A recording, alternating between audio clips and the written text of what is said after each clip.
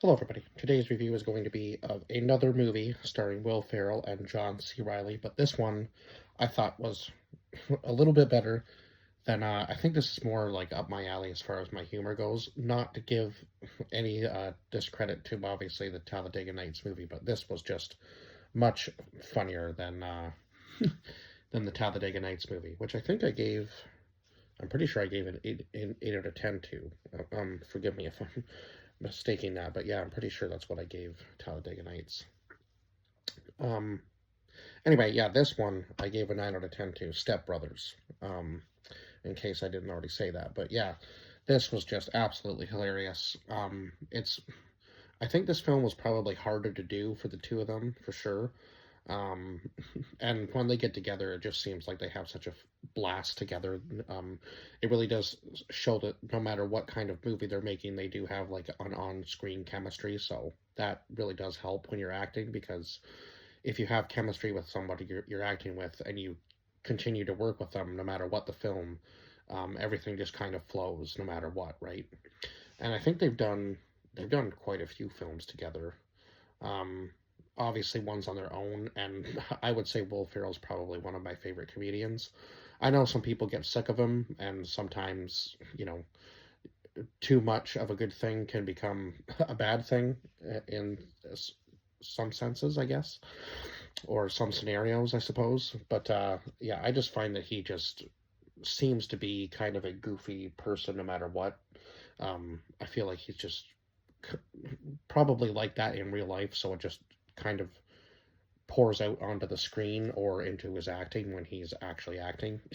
Sometimes he might not actually be. Sometimes that might be just the way he is. Um, and I think that definitely helps when you can just be yourself as an actor rather than just, trying to play a role.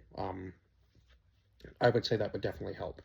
So we'll go over the cast list just before we get too much more into the movie. So we have Will Ferrell as Brennan Huff, John C. Reilly as Dale Doback, Mary Steenburgen as Nancy Huff, Richard Jenkins, Rich, Richard Jenkins as Dr. Robert Doback, Adam Scott as Derek, who was Brennan's brother, and then Catherine.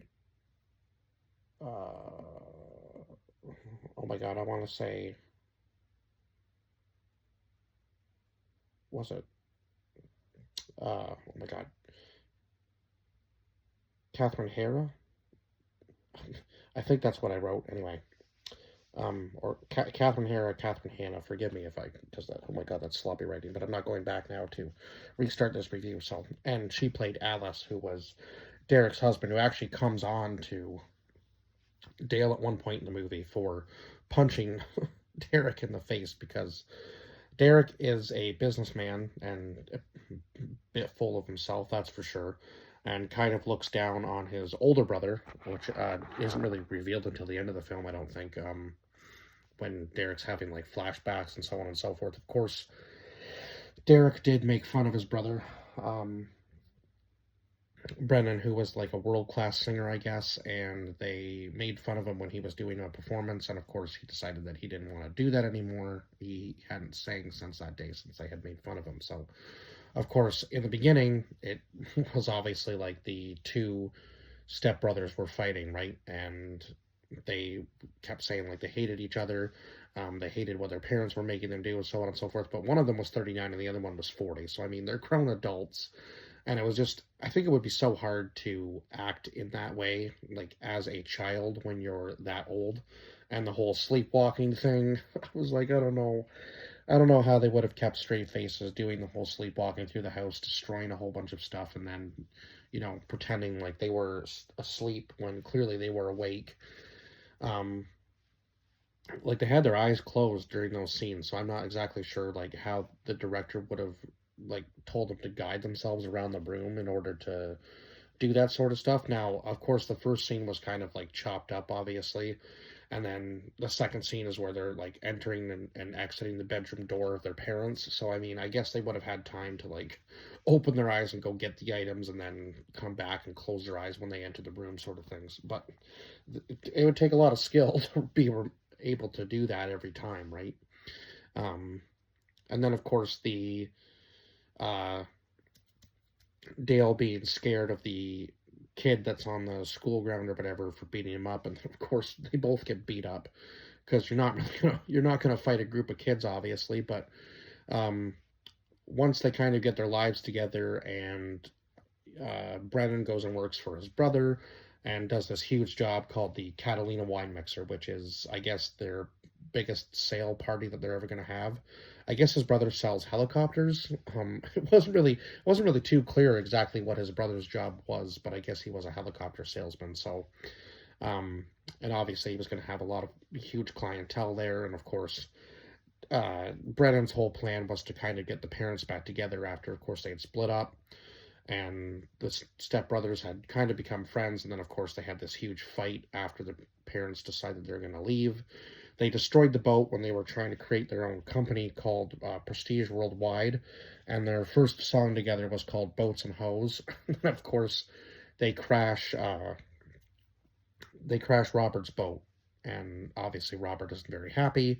He kind of goes into a downward spiral. Eventually, their parents split up, and of course, Brennan and uh, Brennan and Dale are kind of left on their own, right? And they don't really know how to fend for themselves, obviously. So they kind of start coming up with all these creative ideas, and then of course they do the little singing and drumming part together at the Catalina Wine Mixer. And this was after the other singer had, kind of flipped out on the crowd when he was requesting a whole bunch of songs, and the guy was like, "We only do 80s hits," or so on and so forth, and then freaks out and leaves. So it leaves it up to Brennan and Dale, obviously, to kind of save the day. And of course, Brennan keeps coming on to his therapist, who he invited to the event by saying that he was going to jump out of a helicopter into shark infested waters. So it wasn't necessarily the greatest way to get her there, but oh my god, just the humor in this was absolutely insane. And even when they were trying to keep his brother from selling the house, they dressed up in some pretty outrageous outfits when they were pretending to be the neighbors. And then when the one couple comes in, Dale's holding Brennan like he's dead. Tries to say that it was the asbestos from the night before, just to give him a minute to hold his brother in his arms. I was dying at that part because I was like, oh my god, it actually looks like he's legitimately dead. I don't know how they painted him up for that scene, but oh my god, it was just some of the stuff that makes you laugh in this movie is just, oh my god, this top notch humor for sure. It's stupid humor, but it just works. I think, again, like I said, the 90s and the 2000s were easily the best era for comedy. Like, those 2 decades were the best for comedy movies, I would have to say. Not that there's not some good ones now, but oh my god, just if you were alive during the like early 90s, late 90s, and then obviously into the 2000s, I think, yeah, it was just the prime time for comedy movies, for sure.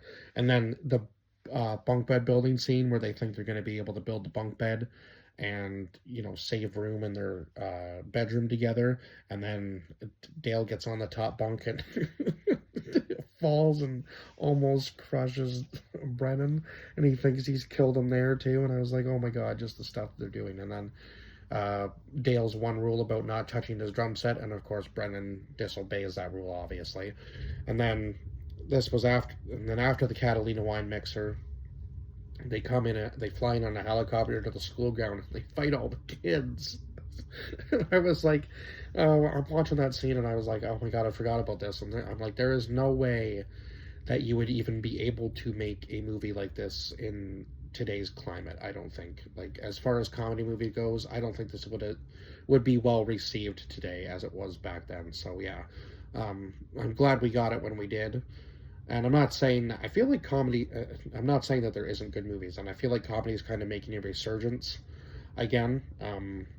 So yeah, I'm looking forward to what the next, like between now, like 2025 and 2035, and then we'll see where comedy goes from there. But it is always changing, so I guess you kind of have to adapt your sense of humor. But again, I feel like comedy is comedy, so there should be no limits with comedy, really. as far as that goes, that's just my opinion. Now, obviously, other people are going to say otherwise, right? But I think everybody has their, kind of like, even some jokes that I hear, I go, ooh, like that was maybe a bit too far. But again, it's comedy, so you got to remember that obviously they're doing it for the shock value sort of thing to make you uncomfortable at certain times. And obviously, if you can't laugh at like the harsh things that go on in the world, I feel like, yeah, you're gonna have a very kind of like miserable existence, I guess.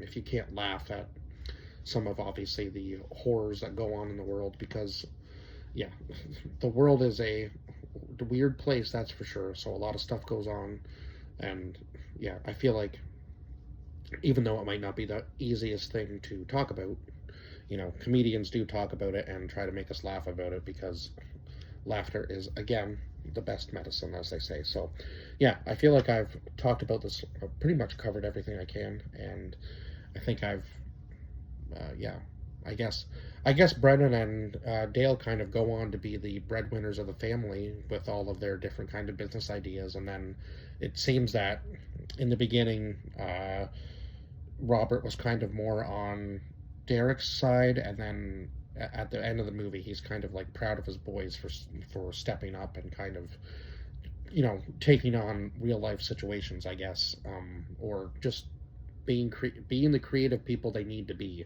was basically kind of his dad's speech, because he didn't want to see them unhappy, but he also didn't want to see them live out a meaningless life for the rest of the eternity, right? So he was a good father in a sense, but he was also being maybe a little too hard on them in certain aspects too, I guess. So yeah. But anyway, yeah, enough of me rambling on, I guess. I will see you guys in the next review. Bye bye for now.